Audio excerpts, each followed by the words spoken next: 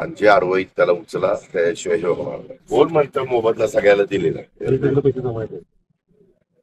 एवढी वर्ष झाली कॅनॉल होऊन आणि आता बंधन करू नये असं दिली नाही शक्यच नाही. आता कुणाचंही ऐकू नका. सरळ खरा तर 353 दाखल करा आणि जे आरओई त्याला उचला त्याशिवाय हे होणार नाही.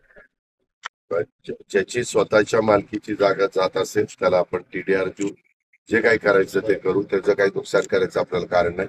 पण आपल्या मालकीचा रस्ता सरकारच्या कुठल्याही डिपार्टमेंटच्या मालकीचा रस्ता असेल तर त्या रस्त्याच्या करता परत पैसे द्यायचा काही संबंध येत नाही.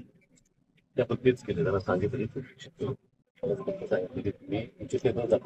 बरोबर कागद नाही कलेक्टर मी पण त्याच्यात थोडस हे करा ना. आपलं ओके पण कोणाचे सर्च करा. सर्च केल्यानंतर बाहेर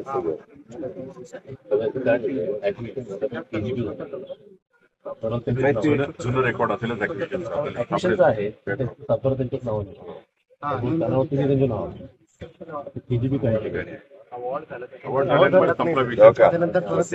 त्या काळामध्ये तलाठी कलेक्टर होता. काय पाहिजे ते कुणाच्याही नावावर काही करायचं. कमी जास्त पत्र आम्ही सर्व करू. कमी जास्त पत्र विषय नाही सर. आम्ही आता विशेष म्हणून घेऊन 4.5 मीटिंगला म्हणा सर बाकीचं बघू शकतो ऍक्टिव्हिशन झालं असं विषय संपलाय. पूर्वी आपण असं काही जमीन पण रुंद करा. मी पुन्हा सांगतो रस्ते बारके ठेवू नका. मोठेच्या मोठे 4 लेन बिरलेन करा.